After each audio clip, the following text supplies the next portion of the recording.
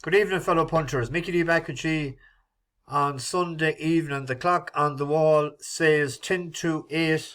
Home about 45 minutes from 2 great days racing in Fairy House. Made money. Came back with more money than I had going. I think I backed 4 winners. And had Teupu 9 to 2 without the favourite as well today. One favourite out of 16 races. That was Facile Vega at 7 to 1 on. There was a lot of fancied horses won and gambles pulled, but the bookies obviously cleaned up when you only have one favourite. Including even in the last race today there, the favourite, well, a lot of them that was bet drifted as well. But I'd imagine the bookies came out on the good side. But we won money. Had the winner of the bumper yesterday, 8 to 1. Very unlucky with Explosive Boy. Had a 3-figure sum on that at 5 to 2. Looked like we'd be collecting and fell at the last. Same with Mascada today, 9 to 2. Nice few pound on. Looked like it was going to win. Didn't fall, but buckled. Well, fell but buckled on land and didn't touch a twig. Jumped great actually. Was given a lovely ride. We had Marine Nationale. That was a great race. And we had Mighty Potter. 6 to 1 it opened up and 11 to 2. We were a lot more bookies at the track. That was the Stig's best nap of the weekend. So I was delighted for him and delighted for Peter Wood. And his other each way selection ran very well. Traded low and running coming to the last. Only a 4-year-old though. That'll win a race. It was 25s yesterday evening when it opened up and came into 16s. And 12s that opened up today and the track, 12s into 8s. So it was a great racing, great but one favourite only winning out of 16 races. Facile Vega 7 to 1 on. The bookies had to make money. I didn't get a video up last night, and I'll tell you why. Brought the laptop, and I had a couple of for today, and I'll talk about yesterday. But a friend of mine had a room booked in Dunboyne Castle. We thought it was the hotel it was booked in, but it so happened that it wasn't. That it was done through Booking.com, but it was in a 3-bedroom apartment in Dunboyne Castle, which is the housing estate at the back of the Dunboyne Castle Hotel. Nothing got to do with the hotel at all, and the hotel wasn't too happy about it when I rang them up last night to see had they a room, and they hadn't. But we got to stay in the hotel after. But we got that through Booking.com. But the owner of the apartment, a foreigner, rang up, not an Irishman. An Irishman wouldn't do this. It was a lousy act.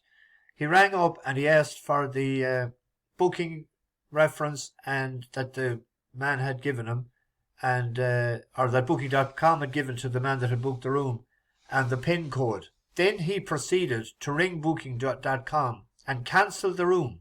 And the man that booked the room got an email to say the cancellation was successful, and he didn't. So we went to the place anyway yesterday evening.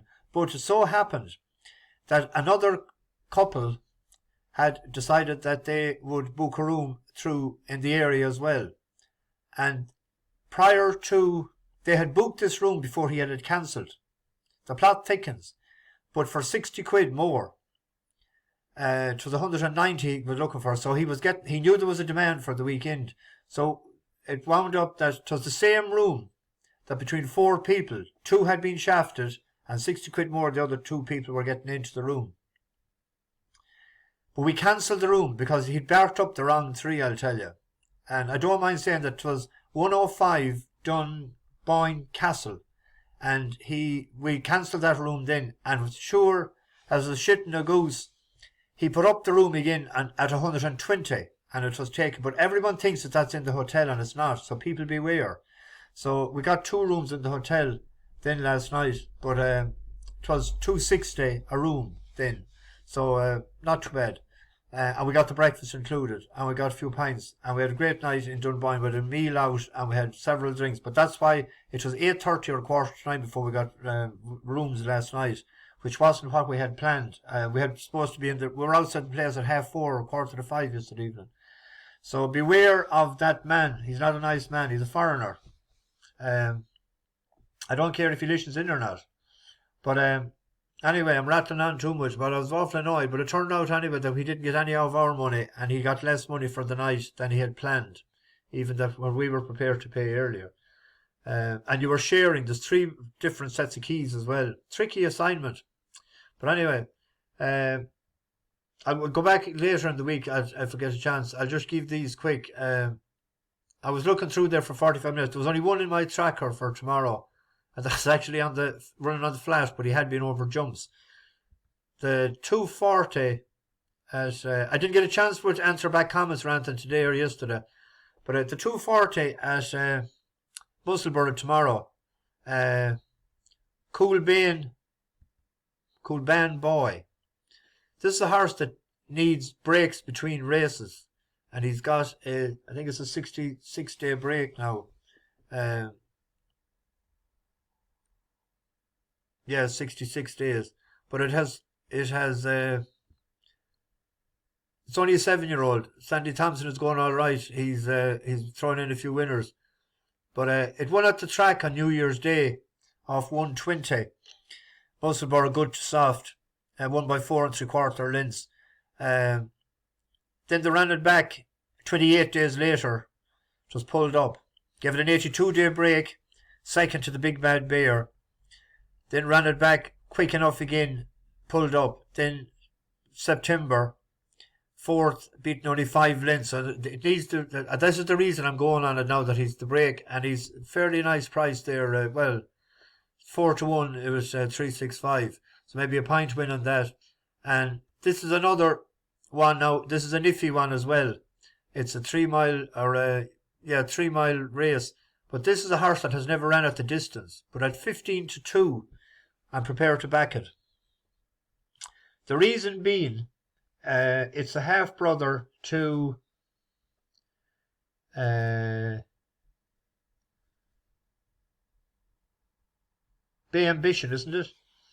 And that has form at the distance.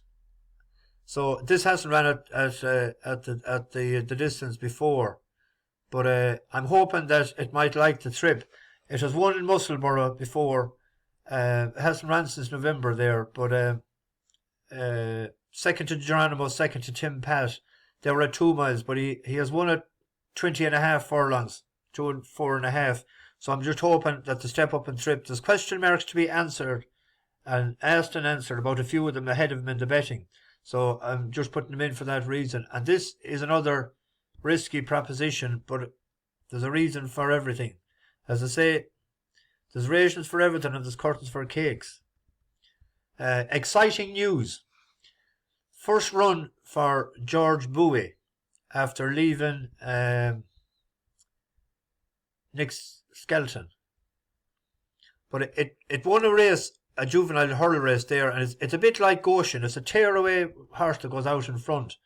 And Lord Paramount is the favourite, and it was beaten over 6 furlongs there lately. But this lad is rated 75. And the favourite is rated 70. So instead of, if there's a handicap, we'd be giving it £5, and we're getting £5. So that's £10 of a difference. But it was pulled up the last time when it ran in faking him, but he had no control over it at all and didn't settle. And it was 4-4 there as well the time before. But he ran really well the 24th of September. Actually, it was the day I was in Listowel and I backed him. He was one of a treble that I had backed that day. But he was 7-4 into 10-11 on. Now, he is rated 75. He was with Michael Bell on the flat. And has not won on the flat, but decent enough rating. I thought it was worth a chance. He's 4-1 there. So there's the 3 for tomorrow.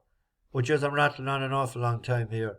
Anyway, bash the bookies over and out. I didn't see how we got any naps or not tips from any of the passengers. I met an awful lot of people the last few days. Good chat today with Frank O'Neill from Confe near Leakslip there. Met Tom Gilligan as well, the owner of Loch Lane, that came to Willie Mullins' yard with me that time. The grand man from Tullamore that used to have a pub, he said that there was a band used to play the We Too, and they used to play, the last song every night was called The Clock on the Wall. He got a good crack out of me coming out with that crack lately. The Clock on the Wall says. And man from Clare that only came across me last week for the first time. Met lads from Westmeath yesterday. I gave one of them a ticket to get in. Navan, Portlaoise, Dublin, and up the north was a few of them as well. So I met lots of people the last few days. And thanks very much to the company I was involved with the last few days, or yesterday and today, and pints last night, and food. We had a great time. You know who you are, I'm not going to mention them. So, we'll try and be back again soon. Bash the bookies, over and out.